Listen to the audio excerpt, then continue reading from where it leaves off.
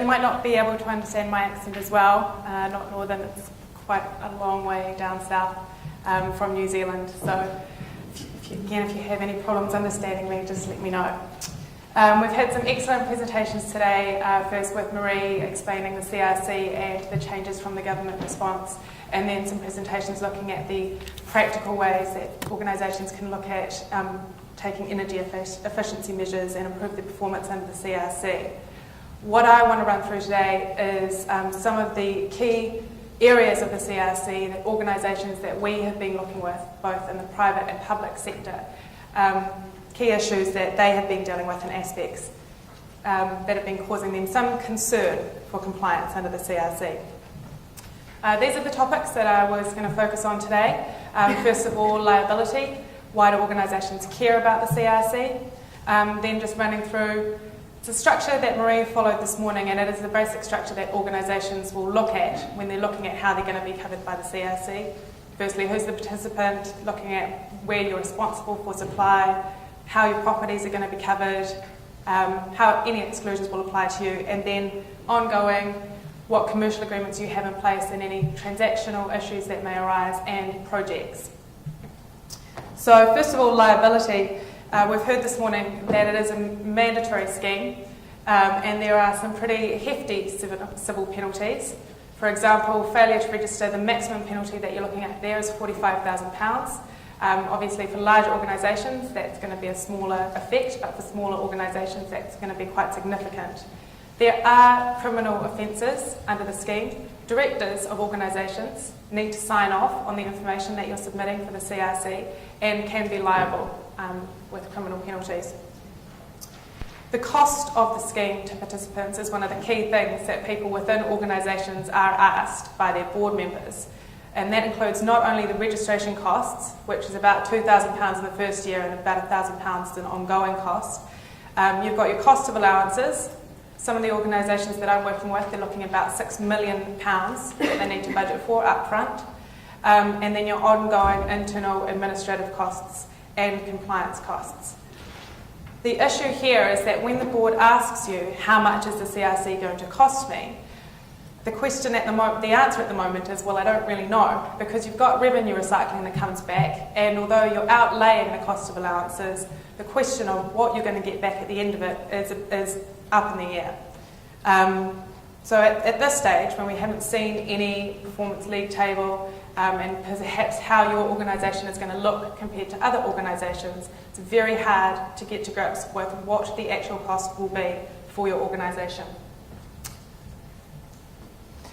So to help determine exactly to help get to grips with exactly how the CRC will affect your organisation to the extent that you can, the first question that you need to look at is determining the CRC participant.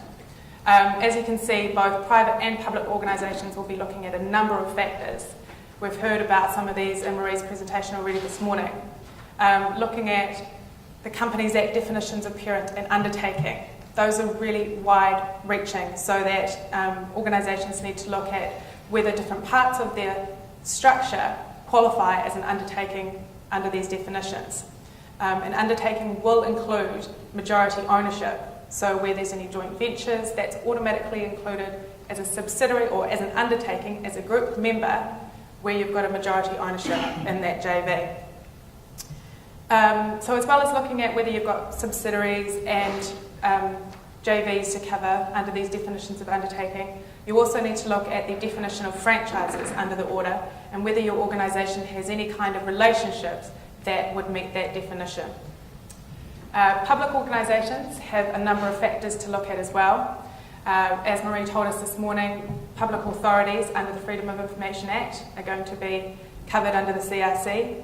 All central government departments are covered. There's also this ability for the central government to require local authorities and other public bodies to participate in the CRC, whether or not they meet the thresholds. Non-departmental public bodies need to look at who owns them. If they're owned by a central government body, they are automatically part of that body in the CRC. If they're not, then they participate by themselves. Local authorities need to look at how schools within their area are covered. So as you can see, there are a number of factors to start considering just on this first stage of determining the CRC participant. Once you're getting comfortable with these ideas, you need to start looking at a couple of points which are quite key strategic decisions about how your organisation may be affected by the CRC.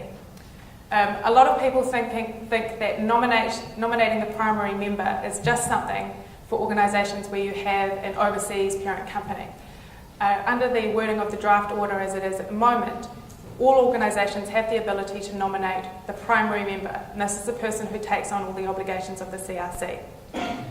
So you need to be considering for your business and your operations who is best placed to take this primary member role. This is going to be the person appearing in the league table, and also with your SGUs who will be, significant group undertakings who will be appearing in the league table as well. For some organisations, you'll need to be considering your other commercial arrangements and whether or not you can nominate the correct primary member to be able to pass on costs as may be appropriate within your organisational structure. One of the key strategic decisions will be whether to disaggregate significant group undertakings. This will be, you need to look at how your organisation may function as a group or how it may function when you disaggregate.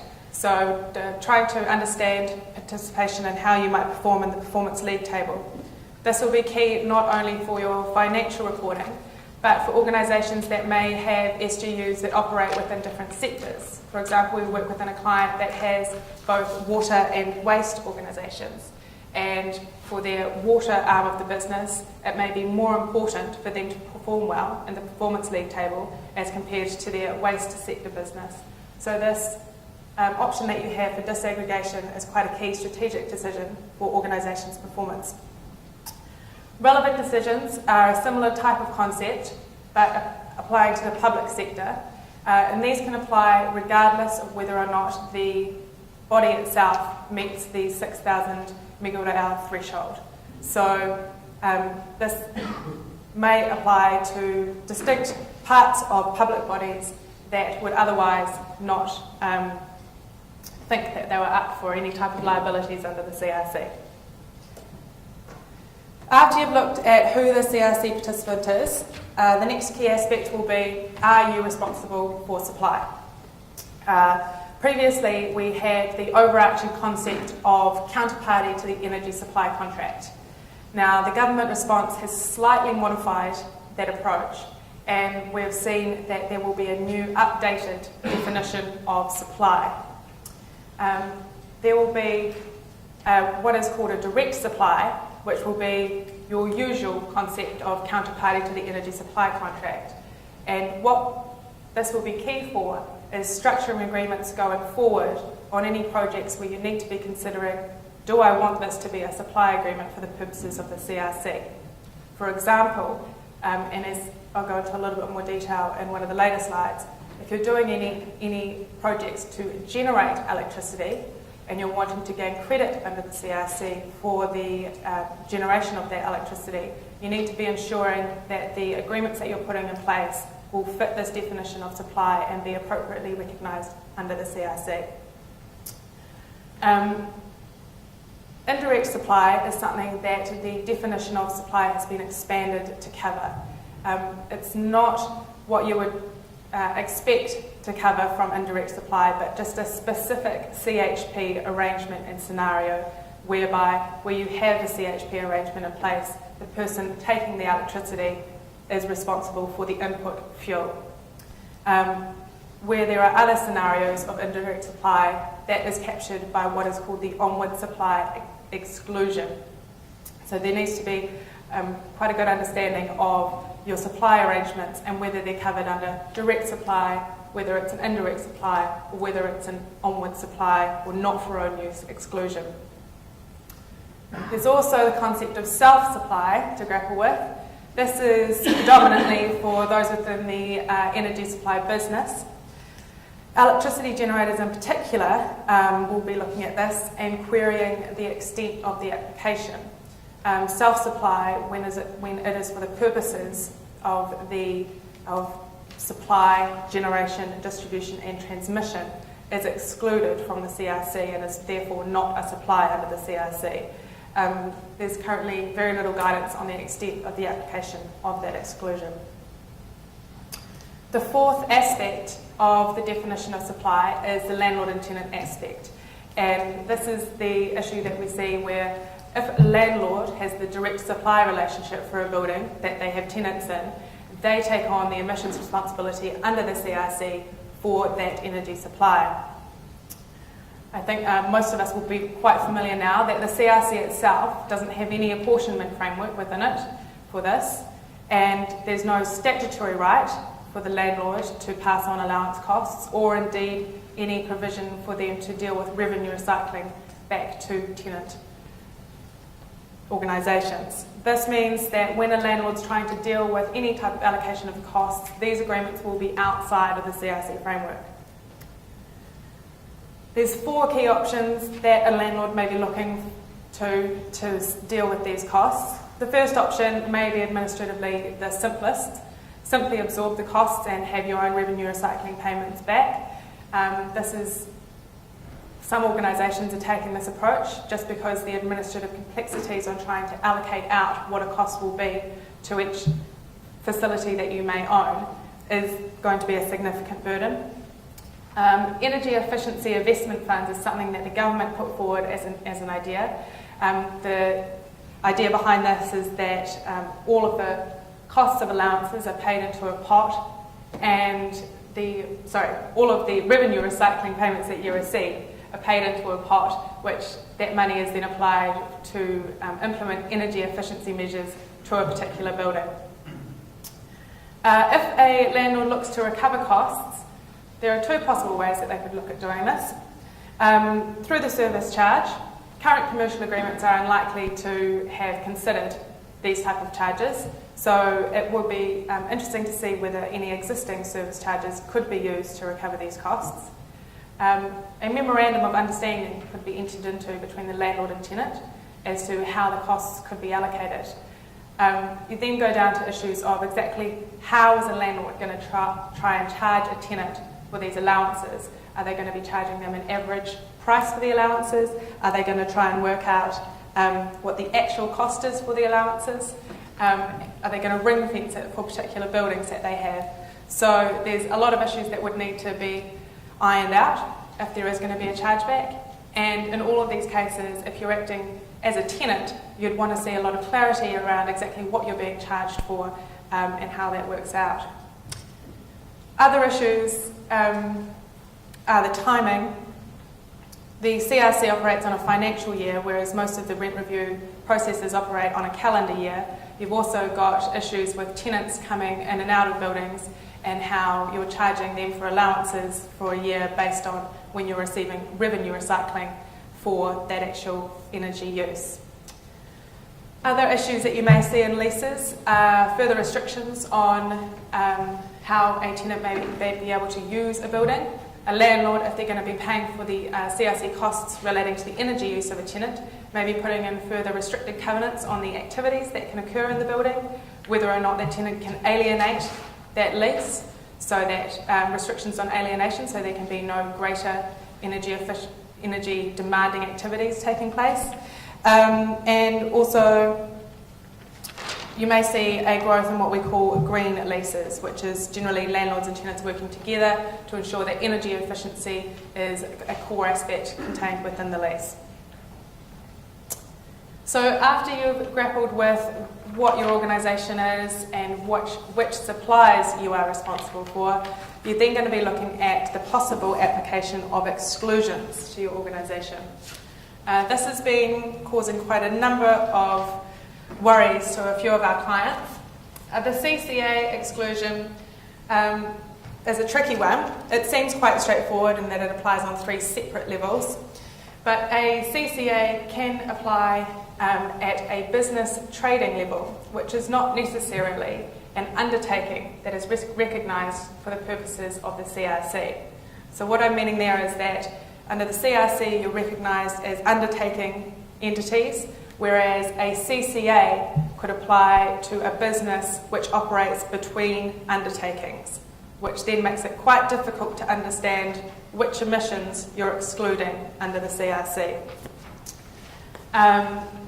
The other aspect of it is that the CRC applies at a facility level, and understanding that how a CCA exemption can apply to an organisation for that facility when they're not actually responsible for the supply of electricity to that building under the CRC. So those are a few key issues that people subject to CA exemptions are dealing with at the moment. The other exclusion that is causing a bit of trouble is the definition of transport. As Marie mentioned this morning, on-site transport is only exempt if it has a VERA licence or is exempt from licensing under that Act. Previously, the definition of transport was quite far-reaching, and now we've seen it restricted right back. There will be lots of organisations who had previously thought that their transport was excluded, which is now, and they're going to now have to account for that transport under this new definition. Construction companies in particular had many different operations on site that would have been covered by the old definition that will now not be covered at all. Unconsumed supply, this is what I was previously mentioning about what could be classed as indirect supply.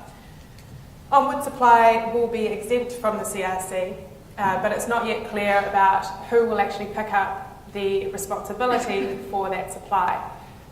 Some information in the guidance says that for a JV, an onward supply will be a deemed supply to the person who actually uses the supply in a JV situation, but there's no further information about how that supply will be treated in other scenarios.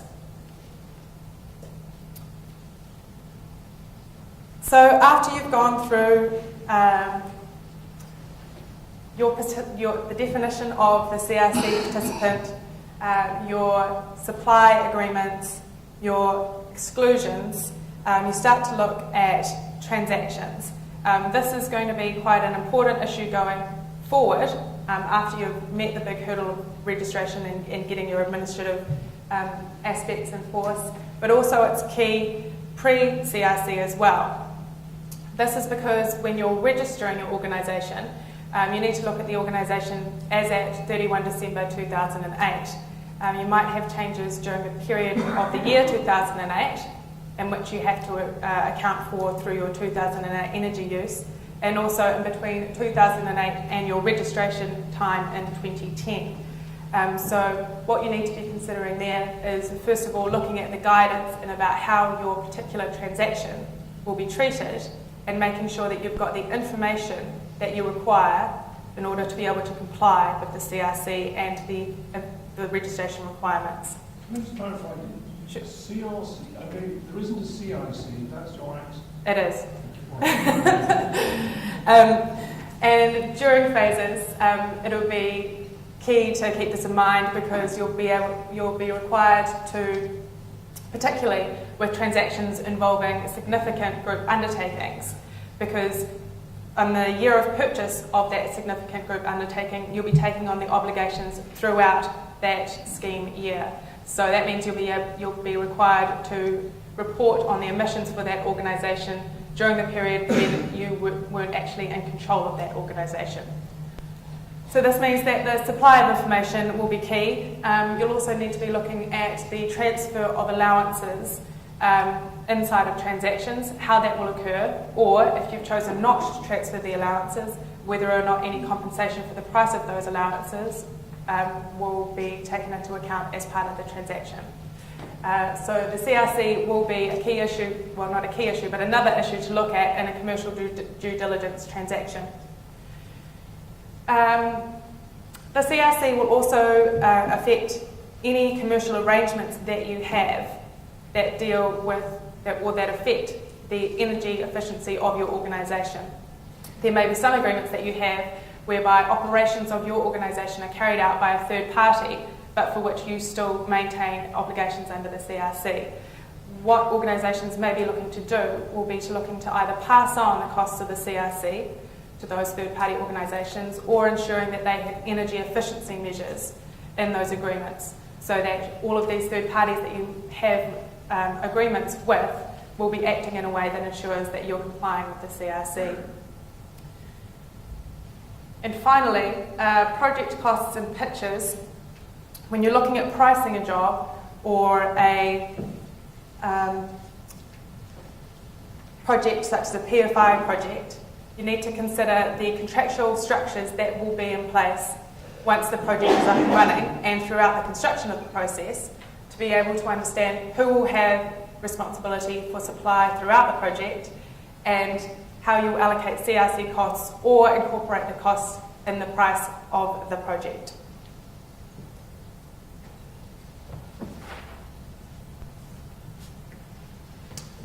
And finally, applications for renewable energy projects. You need to consider, this is perhaps one of the last aspects of an organisation looking at the ways that they can reduce their energy consumption, would be starting to look at what renewable energy projects we can implement. There are, as Marie mentioned, there are several ways that renewable energy projects are incentivised under the Renewable Obligations Scheme, under which you can get ROCs, Renewable Obligation Certificates. There's also going to be a new scheme related to that called feed-in tariffs, which is fit up there. They're going to start in April 2010. You can also possibly get benefit for renewable energy under the CRC. The important thing to understand here is that you can't get all of these together. It's only one that you can claim and not all. There's no double counting under the CRC. So what you need to understand is that ROCs would be generally most economically sensible for large energy projects. Feed-in tariffs are aimed at smaller energy consumption projects, but the key would be that CRC may be looked at for organisations that are looking at a wide number of small renewable energy projects to gain CRC credits to offset the allowance debit that the larger organisation has. So under the CRC for renewable projects, you purchase allowances for any inputs, importantly only where that is a supply agreement that qualifies under the CRC, and you get credits gained for supplies to third parties.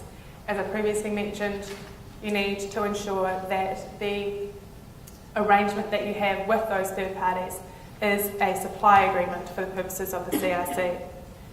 And key for some PFI projects, particularly for local authorities, will be to consider the joint venture implications, such that if you're looking to get credit for if you're looking to gain CRC credits, it's most likely that you need to be the majority owner in any any joint venture organisation that is trying to get the CRC credits. And any questions? Hi, Sandil from Serco. You mentioned new PFIs.